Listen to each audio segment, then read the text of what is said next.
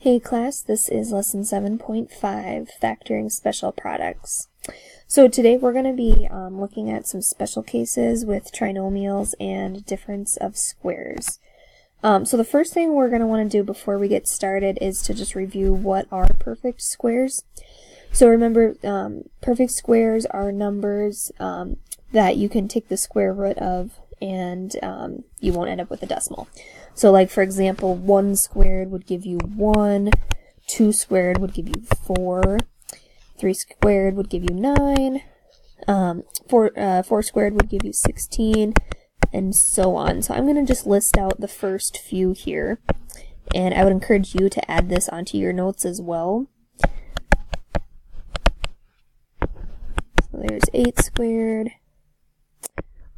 9 squared, 10 squared, and we'll go up through 12 squared, so we'll go up to 144. So those are going to be things you want to keep in mind as we do today's lesson. So the first ones we're going to look at is a perfect square trinomial. And so these ones are trinomials where the first and last terms are perfect squares, so refer to that list we just made. And then the middle term is 2 times one factor from each the first and the last term. So for example, on this first one here, x squared, we get that from taking x times x. 64 is a perfect square because we can take 8 times 8, or 8 squared. And then 16 can be made by taking 2 times each of one of these factors. So 2 times x times 8 gives us that 16x. So the way we would write this then is we would have x minus 8 and x minus 8. Remember that negative 8 times negative 8 gets us that positive 64, and then negative 8 plus negative 8 gives us negative 16. Now you can always figure these out also by using the methods that we talked about in the last 2 lessons as well. So these are just kind of some shortcuts that we can take. Okay, so this next one here, this would also be a perfect square trinomial. X squared we get from x times x. 25 is a perfect square because we can take 5 squared, or 5 times 5. And then we get 10 in the middle here by taking 2 times x times 5. One factor from this side, one factor from this side, and then times 2. Okay, and so again, we can write this one the same way we wrote the other one. Only this time it would be, both of them would be a plus 5. Okay.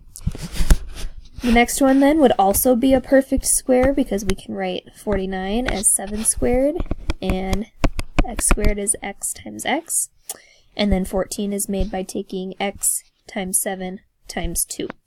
So this one would be another one where we would have both of them being minuses, so that way we get a negative 7 times a negative 7 to give us that positive 49, but yet negative 7 plus negative 7 gives us that negative 14. Okay. Okay, this next one would work the same way. 4 we get by taking 2 squared. X times x gives us x squared. 2 times x times 2 gets us that 4x in the middle. So this one has both plus signs, so this would be x plus 2 and x plus 2. Okay, this next one again is another perfect square. This time we would have x minus 6 and x minus 6. Okay, our perfect square of 36 gives us 6, and then both would be minus so that we can equal that negative 12 there. Now this last one here is not a perfect square, and the way you can tell, look at it just like we looked at the other ones. So x squared is x times x. 4 is a perfect square because it's 2 times 2, or 2 squared. But in the middle here, if we take 2 times x times 2, you notice that that gives us 4x. So in the middle here, we should have 4x instead of that 6x. So this one would be not a perfect square trinomial. It does not fit those rules that we had established. So not a perfect square trinomial. Alright, let's look at a story problem then. Here it says a square piece of cloth has to be cut to make a tablecloth, and this trinomial represents the area of that cloth. And then the dimensions, it's just telling us that we can find the dimensions by using our perfect square trinomial. So when we go to find the dimensions, we can factor it the old-fashioned way, just like we learned the last 2 lessons, or we can recognize that x squared and 9 are both perfect squares, and in the middle there we can get it to equal -6 by doing x minus 3 and x minus 3 and x minus 3. So our factored format would look like that. -3 times -3 gets us +9, and -3 plus -3 gets us that -6. So this would be each of the dimensions of our square. And remember, since it is a square, that makes sense that each side is the same length. So each side is x minus 3. So we could call this the length and this the width, maybe. Now, the second part of that question wants us to find the expression for the perimeter of the cloth. So remember that perimeter is the distance all the way around. So we are going to take 4, since there's 4 sides on a square, 4 times 1 dimension. So, oops, not W, x. 4 times x minus 3. So that would give us our perimeter, because there's 4 sides and each one is x minus 3. And so if we go ahead and distribute that through, we'd get 4x minus 12.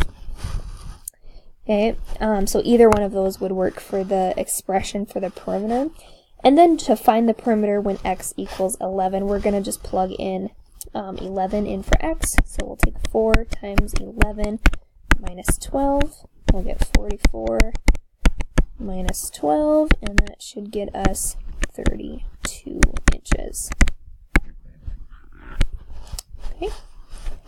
Alright, the last one we're going to talk about today then, our second shortcut, is a difference of squares. And those are going to look something like this, where we have 2 numbers squared and they're subtracted from each other, and both terms need to be perfect squares in order for this to work. And then if that criteria fits, then we write them as one is plus and one is minus. So, for example here, this one would work because p squared is a perfect square because we can write it as p times p, and 9 is a perfect square because we can write it as 3 times 3. So this fits our criteria. So then our final answer would be p plus 3 and p minus 3. Now if we check that out, it should get us back to here. Remember, you can always check by foiling. So p times p gets me p squared. When I do my outsides, I get negative 3p squared. And then when I do my inside, I get a positive 3p. So those end up canceling each other out, and then I'm left with just this 3 times negative 3 to get me negative 9. So my outside and my inside terms end up canceling, and so I do in fact end up getting back to this original equation. Okay, this next one also works. I can write x squared as x times x. 4 is a perfect square because I can write it as 2 times 2. So my final answer would be x plus 2 and x minus 2. Okay, now this next one here does not work. 25, that part works because we can write it as 5 times 5, but x is not a perfect square, so we can't do like what we did over here. If it were x squared, then we'd be able to make it work, but since it's just x, it's not a perfect square, so we can't use the difference of squares shortcut. Okay, now this next one actually does work because 1 is a perfect square, because 1 times 1 gives us 1. And then here we've got x times x again. So our final answer then would be 1 plus x and 1 minus x. Okay, and the last 2 problems then. Now this one's a little bit trickier, but it does still work because we can write p to the 8th as p to the 4th times p to the 4th. Remember that when we multiply numbers that have the same bases together, we add their exponents, so that would get us back to p to the 8th. And then we can do the same thing with q to the 6th. We can write it as q to the 3rd times q to the 3rd. So 3 plus 3 gives us 6 again. So the way we would write that then is p to the 4th minus q to the 3rd and p to the 4th plus q to the 3rd. It doesn't matter if you do the plus binomial first, like we did over here, or if you do the minus 1 first, like we did over here. It doesn't matter either way. Alright, and then last example, x squared can be written as x times x, and y to the 4th, just like over here, we can write it as y squared times y squared. So I'll end up with x plus y squared and x minus y squared. Remember, with all of these, you can always check with FOIL, and you can solve these using the same way that we did the last 2 lessons, by listing out your factors of that last number. You just got to remember, like on these ones, you want those factors to add up to equal 0, because like on these ones we have no middle term this time. Okay, so hopefully that makes some sense to you. Go ahead and try out your worksheet now.